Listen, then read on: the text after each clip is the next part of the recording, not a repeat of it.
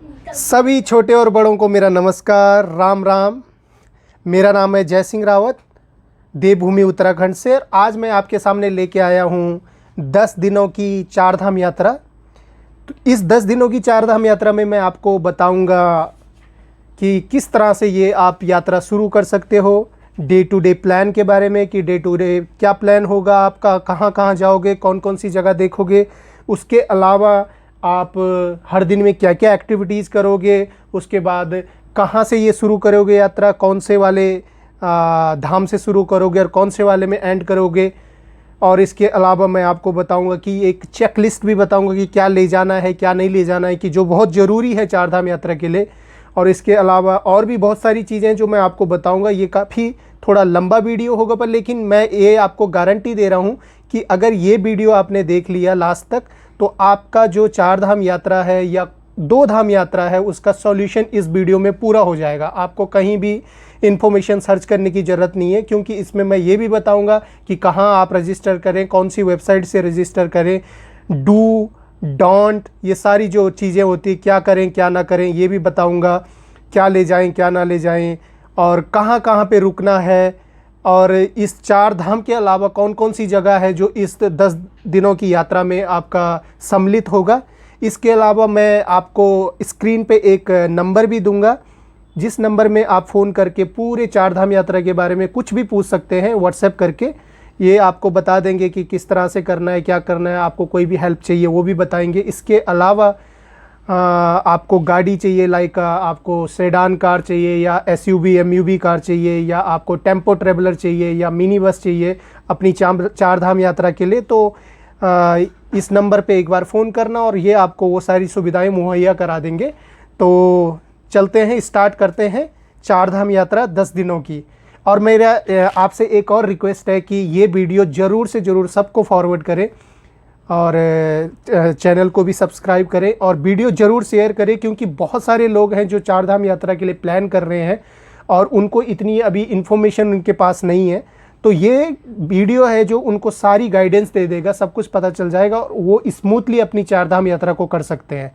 तो चलिए शुरू करते हैं itinerary day to day plan, किस तरह से हम 4 धाम यात्रा को करेंगे। इससे पहले कि मैं डे टू डे प्लान के बारे में आपको बताऊं तो एक चीज़ मैं आपको बताना चाहूँगा कि सभी के मन में, सभी भक्तजनों के मन में एक बात ज़रूर आती है कि ये जो 4 धाम यात्रा है वो कहाँ से शुरू करें। कहाँ से शुरू करें मीन्स फर्स्ट कौन से वाले धाम जाएं, उसके बाद कौन से जाएं और एंड किस धाम से करें। तो ये सभी के दिमाग में रहता है। तो उसका मैं आपको बताना चाहूँगा कि as per our Hindu religion, as per our Sanatan Dharma, हम जो भी काम करते हैं, जो भी शुभ कार्य करते हैं वो हम क्लॉकवाइज करते हैं, यानी बाएं से दाएं की तरफ करते हैं। तो इस तरह से चलता है, सर्कल चलता है।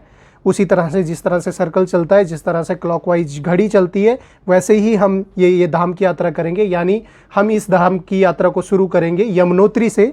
तो यमुनोत्री से हम जाएंगे गंगोत्री, गंगोत्री के बाद जाएंगे हम केदारनाथ, केदारनाथ के बाद जाएंगे हम बद्रीनाथ। तो इस तरह से ये यात्रा होगी और अब मैं बताने जाऊंगा आपको इस यात्रा के बारे में। मोस्टली 4 धाम यात्रा जो होती है वो हरिद्वार से शुरू होती है, क्योंकि जो हरिद्वार रेलवे स्टेशन है वो जंक्शन है और उसका जो कनेक्शन है वो पूरे भारत से है। पूरे भारत से यहाँ पे ट्रेनें आती है। लेकिन अगर आपका जो ट्रेन है वो हरिद्वार में ना होके ऋषिकेश में आ रही है तो हम ये यात्रा ऋषिकेश से भी शुरू कर सकते हैं। और अगर आप बाई एयर आ रहे हैं तो हम आपको लेने के लिए जो देहरादून एयरपोर्ट है वहाँ पे भी आ जाएंगे। तो you can start from either from Haridwar railway station और ऋषिकेश रेलवे स्टेशन और देहरादून एयरपोर्ट। इन तीनों जगह में से किसी में भी हम स्टार्ट कर सकते हैं और यहीं पे जाके ये आपकी 10 दिनों की यात्रा समाप्त होगी। तो आज है आपकी 4 धाम यात्रा का प्रथम दिवस। This is the first day of your 4 Dham yatra and we will start this yatra from Haridwar. Haridwar से हम इस यात्रा को शुरू करेंगे और चलेंगे बड़कोट। पहले हम चलेंगे बड़कोट। जो बड़कोट की दूरी है हरिद्वार से वो 6 से 7 घंटे की ड्राइव है ये। और जो अल्टीट्यूड है बड़कोट का वो है 1280 मीटर ऊंचाई समुद्र तल से। तो हम जाएंगे कुछ प्लेसेस भी देखेंगे, ऐसा नहीं कि डायरेक्टली आपको बड़कोट ले जाएंगे। हम जाएंगे कुछ प्लेसेस, उसमें से जो मुख्य है वो है लाखा मंडल। आपको लाखा मंडल के बारे में थोड़ा बहुत तो पता ही होगा। जो लाखा मंडल है ये महाभारत से जुड़ा हुआ है। ये वही लाखा मंडल है जो कौरवों ने या दुर्योधन ने पांडवों के लिए बनाया था। ये लाक्षागृह था जिसमें वो उनको जलाना चाहते थे। आगे भी ये स्टोरी में अगर बोलूँगा तो काफ़ी लंबा वीडियो हो जाएगा। तो ये वही जगह है लाखा मंडल। यहाँ पे पांडवों ने भगवान शिव के लिए एक मंदिर बनाया था, तो वो बहुत ही सुंदर मंदिर है। आप वहाँ पे जाके भोलेनाथ के दर्शन करेंगे। तो लाखा मंडल का टूर होगा, और लाखा मंडल का टूर करने के बाद हम चलेंगे बड़कोट, और बड़कोट में हम होटल में चेक इन करेंगे।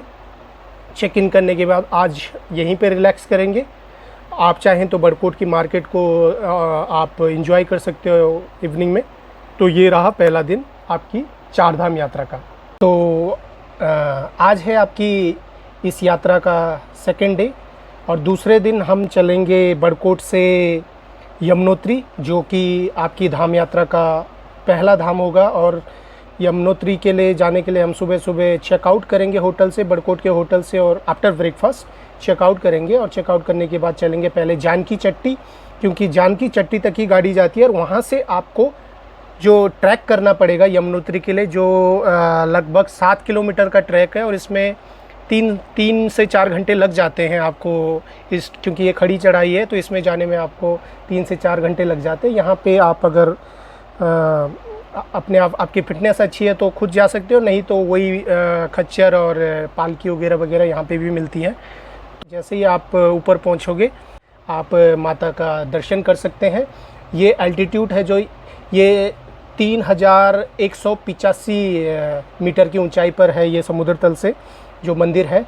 तो आप यहाँ पे यमुनोत्री धाम का दर्शन करने के बाद आप उसके बाद फिर नीचे आएंगे, जानकी चट्टी आएंगे, जहाँ से हम फिर दोबारा से गाड़ी में बैठ के चलेंगे बड़कोट, और आज की रात फिर बड़कोट पे हम स्टे करेंगे। तो ये रहा आपका दूसरे दिन का टूर। तो आज है धाम यात्रा का तीसरा दिन, और हम चलेंगे बड़कोट से उत्तरकाशी।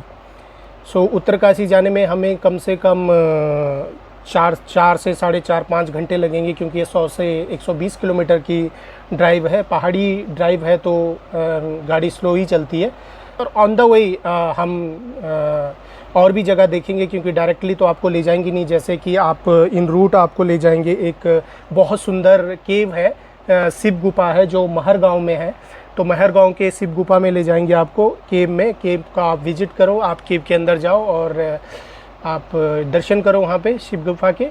और इसके बाद हम ड्राइव टू उत्तरकाशी। उत्तरकाशी में हम चेक इन करेंगे होटल में। होटल करके रिलैक्स करो थोड़ा सा, अगर आपको रिफ़्रेश होना रिफ़्रेश करो। उसके बाद इवनिंग में हम जाएंगे विश्वनाथ टेम्पल है वहाँ पे, बाबा विश्वनाथ का मंदिर है, बहुत ही भव्य मंदिर और बहुत ही माना जाना मंदिर है उत्तरकाशी में। तो आप वहाँ पे जाके बाबा की आरती में सम्मिलित हो सकते हो और दर्शन कर सकते हो बाबा के। और शाम को आप मार्केट भी घूम सकते हो, क्योंकि उत्तरकाशी बहुत ही सुंदर मार्केट है, काफ़ी बड़ी मार्केट है। यहाँ पे गंगा के दर्शन भी कर सकते हो जो भागीरथी नाम से है, तो आप वहाँ पे जाके जलाभिषेक भी कर सकते हो। तो ये आपका रहा तीसरे दिन का, ये जो आइटनरी है आपकी चार धाम की, वो तीसरे दिन की यहीं पे समाप्त होती है।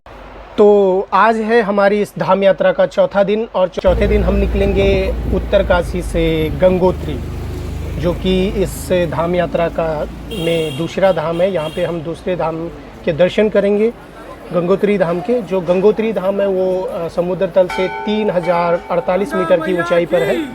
हम गंगोत्री धाम पहुँचेंगे, यहाँ पे कोई ट्रैकिंग नहीं है, सीधे डायरेक्टली आप धाम के नज़दीक उतरेंगे और उसके बाद आप गंगा नदी में जाके आप थोड़ा सा स्नान कर सकते हो। स्नान करने के बाद आप माता गंगा के दर्शन कर सकते हो मंदिर में जाके।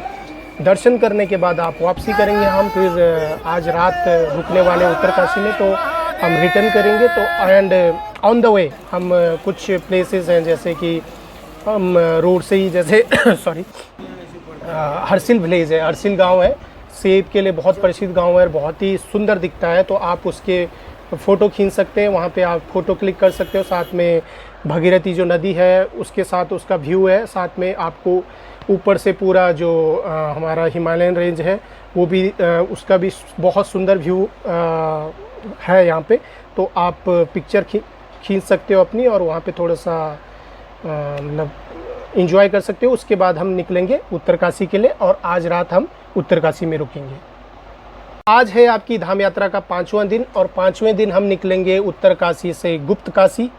ये थोड़ा लंबी ड्राइव है, कम से कम 7 से 8 घंटे अगर डायरेक्ट हम चलें, क्योंकि ये 200 किलोमीटर से ज़्यादा की दूरी है और 7 से 8 घंटे कम से कम लगेंगे। तो after having a breakfast we will do checkout, और चेकआउट करने के बाद होटल से हम निकलेंगे गुप्तकाशी के लिए। इवनिंग में हम पहुंचेंगे गुप्तकाशी, और आप होटल में चेक इन कर सकते हो, और उसके बाद आप जो गुप्तकाशी की मार्केट है वहाँ पे आप घूम सकते हो। अगर आप शॉपिंग करना चाहते हो तो शॉपिंग कर सकते हो। तो इस तरह से हमारा ये दिन समाप्त होता है। और आज है हमारी इस धाम यात्रा का 6ठा दिन, और हम हैं गुप्तकाशी में, और हम जाएंगे आज बाबा केदार के दर्शन करने, केदारनाथ, जो कि इस धाम यात्रा का मुख्य आकर्षण है, और सभी भोले बाबा के दर्शन करना चाहते हैं तो हम जाएंगे केदारनाथ। तो हम सुबह सुबह अर्ली मॉर्निंग लगभग 5 से 6 बजे हमें चेकआउट करना पड़ेगा। अर्ली मॉर्निंग अगर आपको ब्रेकफास्ट करना है तो करिए, नहीं तो नॉर्मली लोग नहीं करते हैं, क्योंकि इस दिन या तो व्रत रखते हैं, या तो कई लोग व्रत रखते हैं, कई लोग नहीं रखते, वो आपके ऊपर है।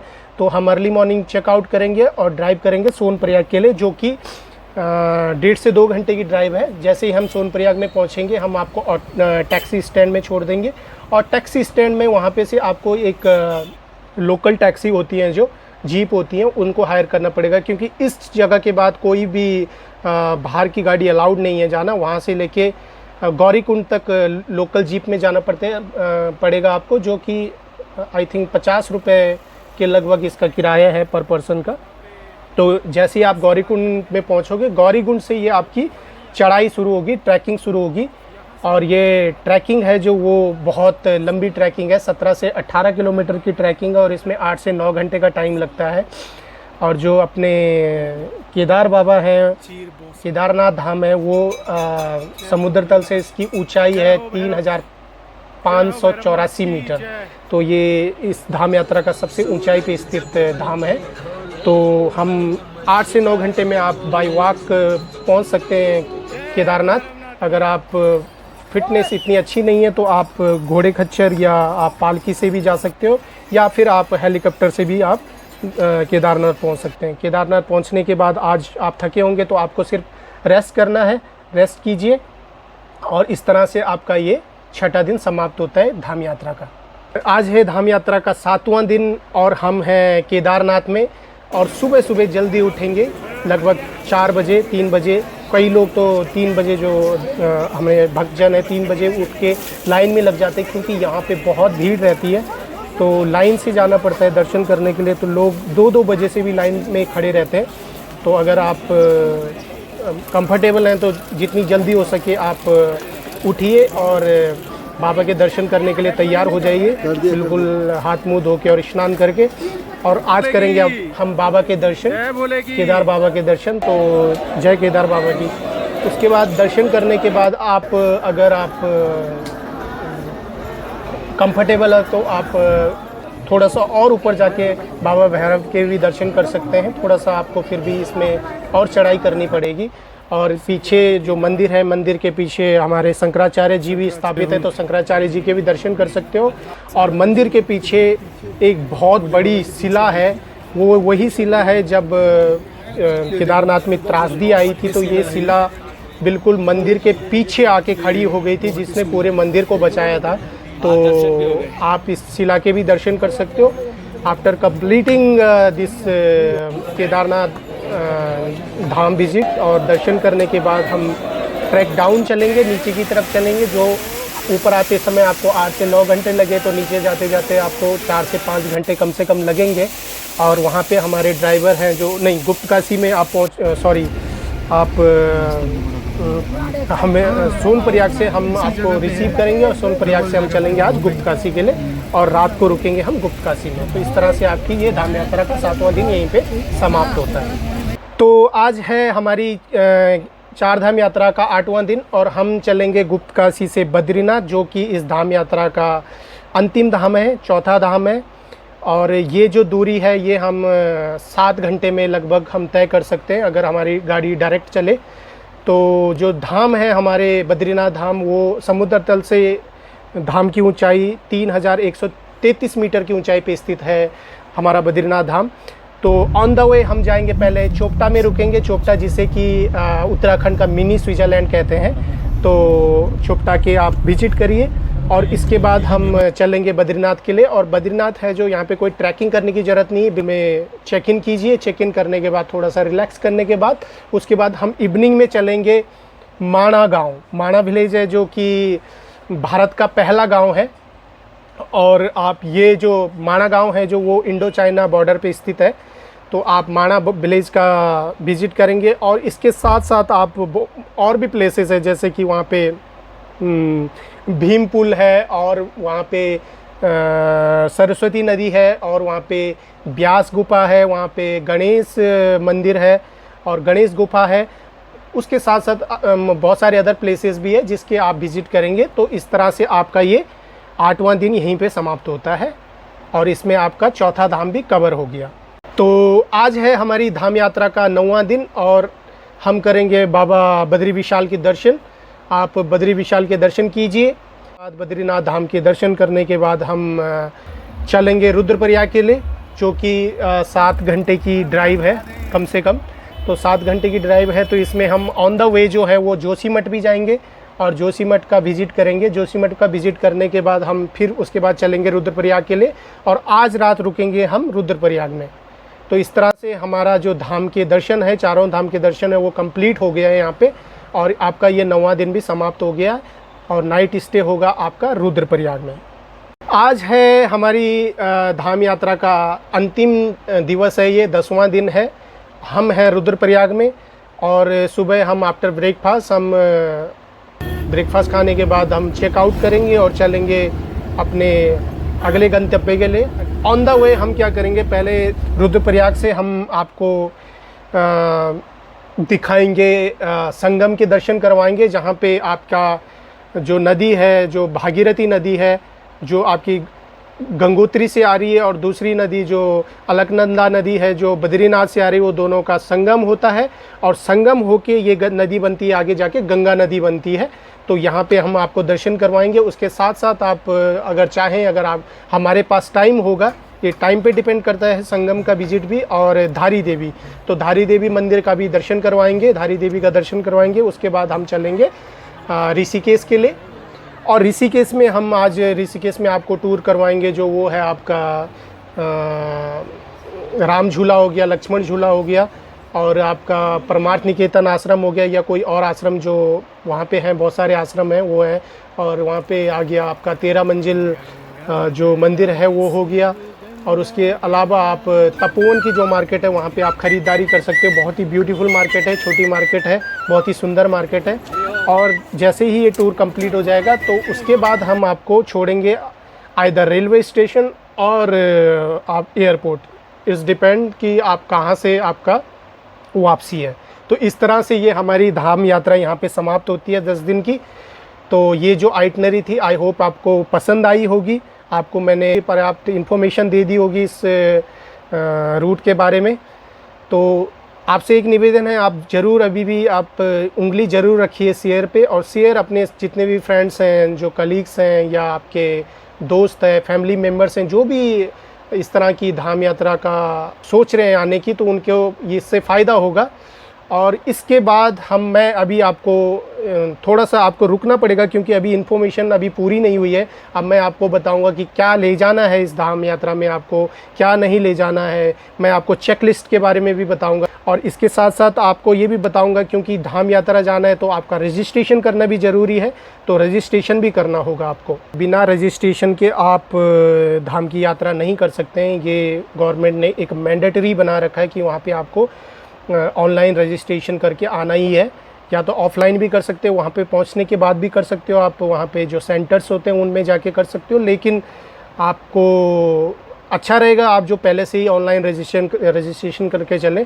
तो मैं आपको बताना चाहूँगा, स्क्रीन पे भी मैं लिख के दे देता हूँ जो वेबसाइट है गवर्नमेंट की, और जो नीचे आप डिस्क्रिप्शन है, डिस्क्रिप्शन में भी मैं आपको पूरा इन्फॉर्मेशन और पूरी आइटनरी जो डे टू डे प्रोग्राम है और जो इन्फॉर्मेशन है, जो जो चीज़ें आपकी टर्म एंड कंडीशन है, एडवाइजरी है, चेकलिस्ट है, वो सारी मैं नीचे डाल दूँगा इस डिस्क्रिप्शन में।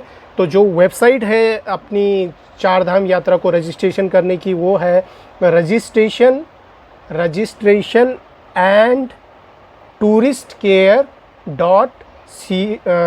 .uk.gov.in।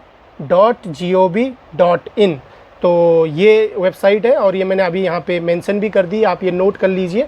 और इसमें आपको क्या करना पड़ेगा कि अपना रजिस्ट्रेशन करवाना पड़ेगा।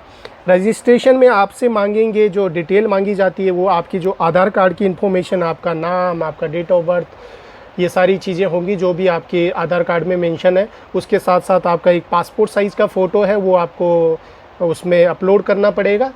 और जिस गाड़ी से आप जा रहे हो उस गाड़ी का नंबर और ड्राइवर का नाम भी आपको उसमें अपडेट करना पड़ेगा, वो भी बताना पड़ेगा। तो ये सारी इन्फॉर्मेशन आपको, ड्राइवर का नाम और नंबर अगर चाहिए तो मैंने जो नंबर दे रखा है इस वीडियो में भी दे रहा हूँ मैं, नीचे एक स्क्रॉल में चल रहा है, उसके साथ साथ डिस्क्रिप्शन में भी दूंगा, उसमें आप व्हाट्सएप करके ड्राइवर की डिटेल्स ले सकते हो जिससे। तो अब हम बात करते हैं चेकलिस्ट के बारे में कि जैसे कि ये एक धार्मिक यात्रा है, लेकिन साथ में ये एक ट्रैकिंग भी है जिसमें काफ़ी लंबी लंबी ट्रैकिंग है। और हमें कहीं भी जाने से पहले, किसी भी यात्रा में जाने से पहले वहाँ पे देखना पड़ता है कि क्या क्या चीज़ें ले जाएं ताकि हमें बाद में कोई दिक्कत ना हो। तो इसलिए मैंने एक चेकलिस्ट बना रखी है, जिससे आप इस चेकलिस्ट को आप भी बनाइए और साथ में ये सारी चीज़ें कैरी करिए ताकि आपको कोई दिक्कत ना आए। तो मैं अभी बोलना शुरू करता हूँ और आप तब तक एक अपना पेन और एक पेज लाके आप लिखना शुरू कर दीजिए, ताकि जब आप कभी आगे फ्यूचर में आप इस यात्रा, चार धाम यात्रा या दो धाम यात्रा या कोई भी बद्रीनाथ, केदारनाथ, गंगोत्री, यमुनोत्री या किसी भी तरह की ट्रैकिंग वाली यात्रा को करें तो ये सारी चीज़ें ज़रूर ले जाएं ताकि आपको बाद में कोई दिक्कत ना आए। तो सबसे पहले है आपका बैग। आपका जो बैग है, जो शोल्डर बैग है, वो ज़रूर होना चाहिए, अच्छा वाला ट्रैकिंग बैग होना चाहिए। उसके बाद आपके 2 जोड़ी जूते, शूज़ होने चाहिए। ये इस तरह के शूज़ होने चाहिए, इसमें से एक तो होना ही चाहिए जो बारिश में भी जिसमें थोड़ा इम्पैक्ट ना करे वो ज़्यादा, तो शूज़ भी रख सकते हो और स्लीपर रख सकते हो। उसके बाद आप कॉटन स्लीव्स हैं, जो फुल स्लीव्स पहन के जाना बहुत ज़रूरी होता है, क्योंकि हाइट में जा रहे हो तो आपके हाथ जल सकते हैं, इसलिए फुल स्लीव की टी शर्ट या शर्ट पहने। उसके बाद ट्रैक पैंट्स होता है जो, और आपका थर्मल वेस्ट है, वो सारी चीज़ें हो गई। उसके बाद आपका वुलन जो सॉक्स होते हैं या ग्लव्स होता है, ये भी ले जाना ज़रूरी है। उसके बाद आपका आता है मंकी कैप या आप लगा दो हैट, ये भी ले जाना ज़रूरी है। गॉगल्स हो गए तो गॉगल्स भी कैरी करें। उसके साथ साथ आप रेन कोट है जो, और ये भी बहुत ज़रूरी है, क्योंकि ऊपर केदारनाथ में या गंगोत्री में बारिश कभी भी शुरू हो जाती है, पता नहीं लगता। तो रेन कोट और अम्ब्रेला ज़रूर रखें। उसके साथ साथ आप टॉयलेट किट भी लेके चलें तो अच्छा रहेगा। और फिर आप साथ में जो गमछा हो गया आपका, hand towel, dry hand towel, वो भी रखें। उसके साथ में आप टॉर्च भी जो विद द स्पेयर बैटरी के साथ रखें, ये भी रखना ज़रूरी है। और अगर आपके पास मेडिकल किट है छोटी सी तो वो भी ज़रूर कैरी करें। उसके साथ में वॉकिंग स्टिक, आप डंडा लेके, अगर वहाँ भी मिल जाते हैं, लेकिन अगर आपके पास है वॉकिंग स्टिक, जो एडवेंचरस वॉकिंग स्टिक होती है जो फोल्ड भी हो जाती है, अगर आपके पास है तो वो भी कैरी करें। और साथ में आप बम बैग होता है, जो वेस्ट बैग होता है, जिसमें आप अपने जो आधार कार्ड या मनी, जो भी कीमती सामान है, अपने साथ ट्रैकिंग के समय आप कैरी कर सकें। तो ये आपकी चेकलिस्ट है, तो ये ज़रूर ले जाना ताकि आपकी यात्रा बहुत ही सुबुध और बहुत ही अच्छी तरह से हो सके।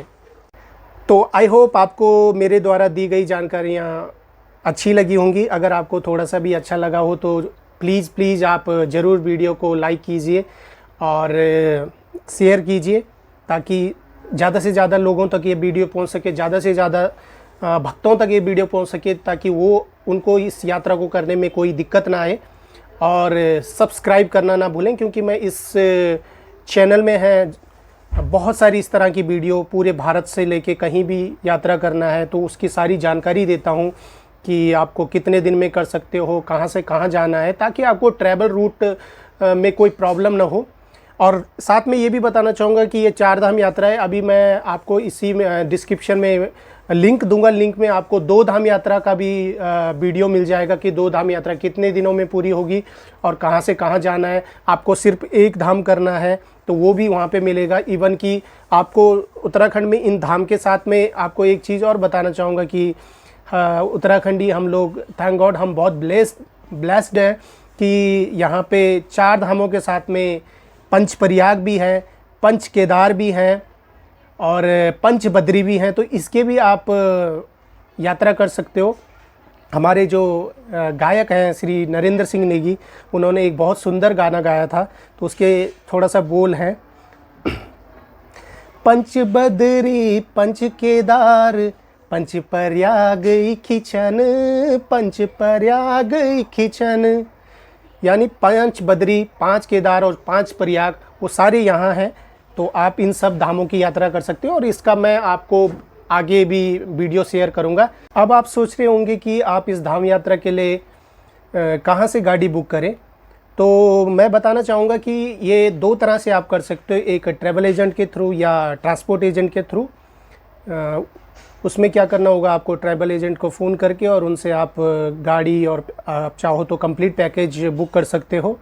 और एक और भी है, वहाँ पे गवर्नमेंट की बसेस भी चलती हैं, लेकिन उसमें ये है कि धाम में हमेशा बसेस फुल रहती हैं। मैं आपको पहले ही बताना चाहूँगा, वहाँ पे जैसे ही जाओगे तो श्योरिटी नहीं है कि आपको सीट मिल जाएंगी। तो ज़्यादातर तो आप प्री बुक करके ही चलो तो ज़्यादा अच्छा रहेगा। तो प्री बुक में ये होता है कि 2 तरह से आप बुकिंग कर सकते हो। एक आप ओनली व्हीकल की बुकिंग, यानी आप सिर्फ गाड़ी बुक कर सकते हो एजेंट के थ्रू, और या फिर आप कंप्लीट पैकेज, यानी कि गाड़ी के साथ साथ आप होटल भी बुक कर सकते हो। तो मैं आपको एक नंबर दे रहा हूँ जो मैं स्क्रीन पे भी चलाऊँगा और डिस्क्रिप्शन में भी दूंगा। तो आप उसमें व्हाट्सएप करके, क्योंकि फ़ोन करोगे तो शायद उठा ना पाएँ क्योंकि हमेशा इतनी कॉल्स आती हैं, तो व्हाट्सएप करके आप डिटेल्स मांग सकते हो कि आप कितने लोग हैं और आपको कहाँ जाना है, यानी कि 2 धाम करने हैं या 4 धाम की यात्रा करनी, या एक ही धाम बद्रीनाथ करना है, केदारनाथ जो भी है, या उत्तराखंड के किसी भी हिस्से में जाना है, या पूरे भारत के किसी भी हिस्से में आपको अपना ट्रैवल करना है, तो आपको वहाँ से इन्फॉर्मेशन मिल जाएगी और आपको रेट मिल जाएंगे जो गाड़ी के रेट है। और गाड़ी जो होती है वो इस तरह से होती है कि आप अगर 1 से 3 लोग के बीच में है तो आपके लिए सेडान कार प्रोवाइड करेंगे। सेडान कार में आएगी आपकी इटियोस कार हो गई, आपकी डिज़ायर हो गई, स्विफ्ट डिज़ायर, तो ये आपकी सेडान में चलेंगी।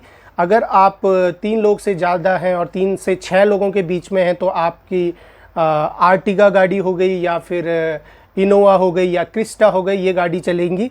और अगर 6 लोग से ज़्यादा हैं तो आपके लिए फिर टेम्पो ट्रैवलर ही होता है, जो 10 सीटर होता है, 12 सीटर होता है, 14 सीटर होता है, 18 सीटर होता है, और जो सबसे बड़ा 26 सीटर होता है, 24 से 26, कोई 24 कोई 26। तो ये आपका यहाँ तक कि ज़्यादा से ज़्यादा 26 सीटर गाड़ियाँ ही ऊपर 4 धाम की यात्रा या 2 धाम की यात्रा में जा सकती हैं। तो आप इस नंबर में फ़ोन कीजिएगा और व्हाट्सएप कीजिएगा और आपको बेस्ट टू बेस्ट रेट मिल जाएगा।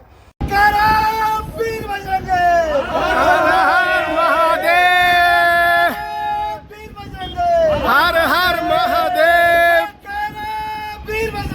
हर हर महादेव। चलो।